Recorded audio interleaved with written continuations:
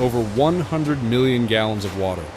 That's what it takes to float a 100,000-ton warship back to life. In April 2024, the USS John C. Stennis emerged from one of America's most complex engineering operations, a process so precise that a single miscalculation could sink the entire vessel.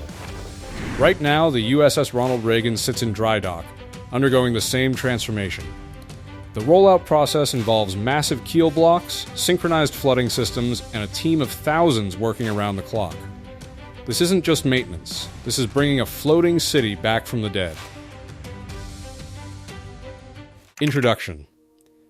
When a U.S. Navy aircraft carrier enters dry dock, it's because something critical needs attention. These aren't quick fixes.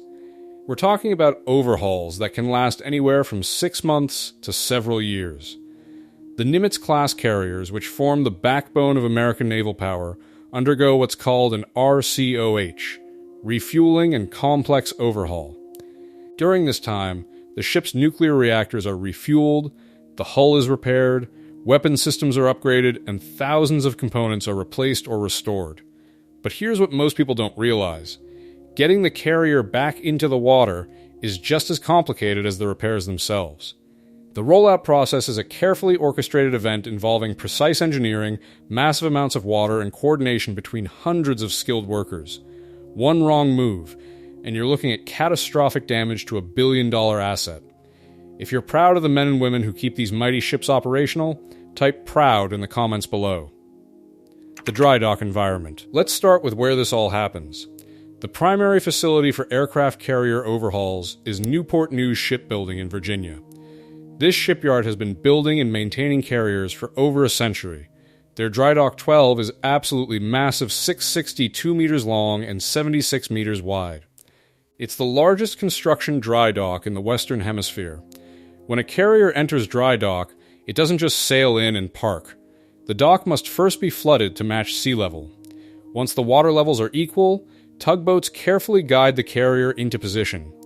This alone can take hours because these ships are so large that there's often less than a meter of clearance on either side. Once the carrier is perfectly aligned, the real work begins. The dock gates close, and powerful pumps start draining the water. As the water level drops, the ship slowly settles onto specially positioned keel blocks. These aren't just random supports. They're wood-capped concrete structures strategically placed according to the ship's unique weight distribution. The engineering behind this is remarkable. Each carrier has what's called a docking plan, a detailed blueprint showing exactly where every support block must be positioned. Get this wrong, and the ship's hull could be damaged or the vessel could become unstable. The keel blocks bear the entire weight of the ship, which for a Nimitz-Class carrier is around 100,000 tons when fully loaded. The overhaul process. Now the carrier sits high and dry, exposed like a beached whale. What happens next is extraordinary. Scaffolding goes up around the entire hull. Work crews swarm the ship, accessing areas that are normally underwater and impossible to reach. During the RCOH process, the shipyard essentially takes the carrier apart and rebuilds it. The nuclear reactors are defueled and then refueled, a process that happens only once during the ship's 50-year lifespan. Thousands of valves, pumps, and piping components are replaced. The propulsion systems are completely overhauled. The propeller shafts are restored, and refurbished propellers and rudders are installed. On the exterior, major structural updates happen to the island. That's the tower structure on the deck where the bridge is located. The mast and antenna systems get upgraded with the latest technology. All aircraft launch and recovery equipment is modernized. The entire hull gets repainted, including the underwater portions that protect against corrosion and marine growth. But here's what really shows the scale of this operation. During the USS George Washington's RCOH, workers represerved approximately 600 tanks inside the ship. They replaced thousands of individual components. Over 3,200 shipbuilders and 2,000 suppliers from across the country contributed to the work. The USS John C. Stennis spent time in dry dock starting in 2021. By April 2024, when it was ready to roll out, the dry dock portion of the overhaul was complete. but the work itself required 836,000 man-hours just for the dry dock infrastructure improvements needed to support the project. Preparing for rollout. After months or years of intensive work, the moment finally arrives. It's time to get the carrier back in the water. But you can't just open the floodgates and hope for the best. The preparation for rollout is meticulous. First, engineers conduct a complete stability assessment. They calculate the ship's center of gravity, which has changed during the overhaul process. Equipment has been added, removed, or repositioned. Fuel tanks and ballast tanks must be at specific levels. Everything must be precisely measured and documented. The ship needs what's called positive metacentric height, a stability measure that ensures it won't tip over when it starts floating again. Get this calculation wrong, and the carrier could capsize during undocking. Most ships are trimmed slightly stern down during this process for added stability. Side blocks are also positioned along the hull. These aren't load-bearing like the keel blocks, but they prevent the ship from shifting sideways as the water rises. Every block placement is double-checked against the docking plan.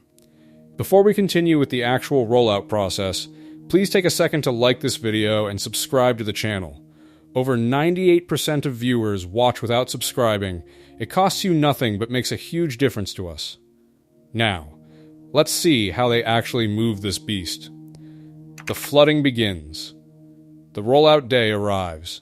This isn't a quick process. Flooding the dry dock takes several days and happens in carefully controlled phases. For the USS John C. Stennis, the shipyard pumped more than 100 million gallons of water into the dock. To put that in perspective, that's enough water to fill about 150 Olympic-sized swimming pools. The flooding begins slowly. First, water enters through intake valves at the bottom of the dock. Engineers monitor the water level constantly, checking for any signs of instability in the ship. The initial flooding brings the water up about 10 feet, just reaching the keel blocks. At this point, tests are conducted. Divers inspect the hull underwater. Engineers check for leaks and verify that all systems are responding correctly.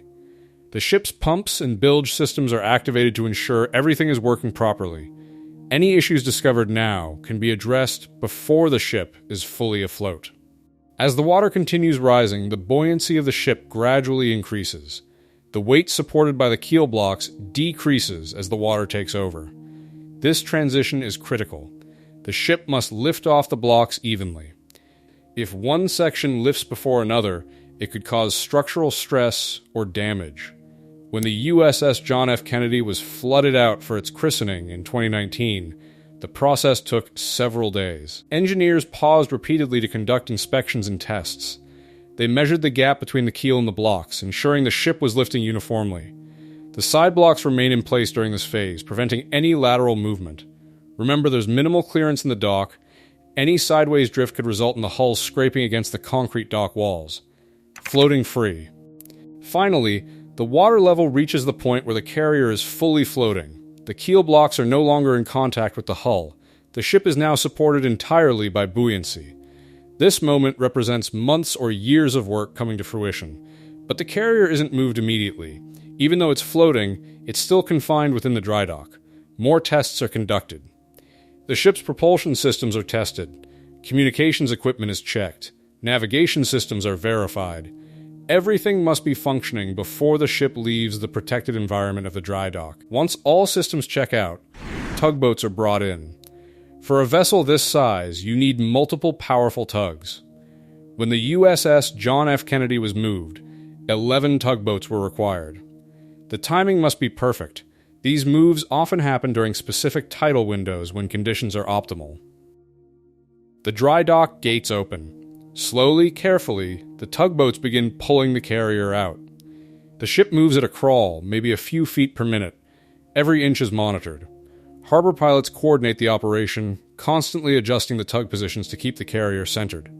As the carrier exits the dry dock, it enters open water for the first time in months or years. But it's not headed back to sea just yet. Instead, it's moved to what's called an outfitting berth, a pier location where the final phases of the overhaul will be completed. At the outfitting berth, the remaining work continues. Electronics are tested. Combat systems are brought online. The propulsion systems undergo sea trials while the ship is still docked. This phase can last several more months. For the USS George Washington, the rollout from dry dock marked the 60% completion point of its RCOH. There were still 2 more years of work ahead before the carrier would be redelivered to the Navy. The challenge of infrastructure. Here's something most people don't realize. The United States is facing a serious dry dock shortage. The Navy has only 4 public shipyards capable of maintaining nuclear-powered carriers: Norfolk and Portsmouth on the East Coast, and Puget Sound and Pearl Harbor on the West Coast. Between these facilities, there were only 18 dry docks capable of handling nuclear vessels. But in recent years, 4 of them were closed due to seismic concerns. The dry docks at Puget Sound Naval Shipyard in Washington sit on a fault line. Navy engineers determined the risk of earthquake damage was too high. If an earthquake hit during maintenance operations, the dry dock could literally be swallowed by the ground, taking a carrier or submarine with it. This closure created a massive problem. Currently, 36% of the Navy's attack submarine fleet is either in maintenance or waiting for maintenance. With fewer dry docks available, those wait times will only increase. For carriers, it's even more critical. Dry Dock 6 at Puget Sound was the only West Coast facility certified for nuclear aircraft carriers. With its closure, any carrier needing major repairs on the West Coast must now be relocated all the way to the East Coast. That's thousands of miles of transit time before maintenance can even begin. The Navy is investing billions in the shipyard infrastructure optimization plan to address these issues.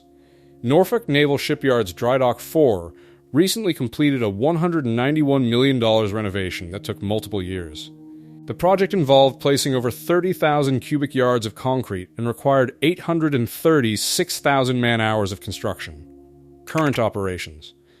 Right now, as you watch this video, the USS Ronald Reagan is in dry dock at Bremerton, undergoing a 17-month maintenance period that began in March 2025. The Reagan served as the forward-deployed carrier in Japan from 2015 to 2024, operating continuously in one of the most demanding regions of the world. After returning to the United States, it moved to Naval Base Kitsap in Washington. The crew of approximately 2,800 sailors doesn't just sit idle during this time. They perform duties on the ship, assist with maintenance tasks, and take on additional assignments around the base. Some live in local housing, while auxiliary facilities provide workspace and storage. The USS John C. Stennis, which completed its dry dock rollout in April 2024, is still undergoing the final phases of its RCOH. Once complete, this carrier will be equipped to operate for the second half of its 50-year service life. Every system will be modern, the nuclear fuel will last another 25 years, and the ship will be ready to project American power anywhere in the world. The Navy is also preparing infrastructure for the new Ford-class carriers. These next-generation carriers have significantly higher electrical power requirements than the Nimitz-Class ships. Naval Base Kitsap is undergoing a $300 million overhaul of its electrical systems to accommodate the USS John F. Kennedy, which is scheduled to homeport there beginning in 2029. Newport News Shipbuilding recently completed renovations that allow it to build 2 Ford-class carriers simultaneously in Dry Dock 12 for the first time in history. This capability is crucial as the Navy works to maintain its fleet of 11 aircraft carriers. Conclusion. Rolling out a U.S. aircraft carrier after major dry dock repairs isn't just about filling a dock with water and floating a ship. It's a testament to American engineering excellence, the skill of thousands of workers, and the commitment to maintaining the most powerful naval force the world has ever seen. Every carrier that completes this process emerges stronger, more capable, and ready to serve for decades more. The men and women who plan these operations, who position every block, who monitor every phase of the flooding, who guide these massive vessels back into the water, they're the unsung heroes keeping our Navy ready. The Stennis is proof that even after years of service, these ships can be completely rebuilt and modernized. The process takes time, costs billions, and requires incredible precision. But the result is worth it.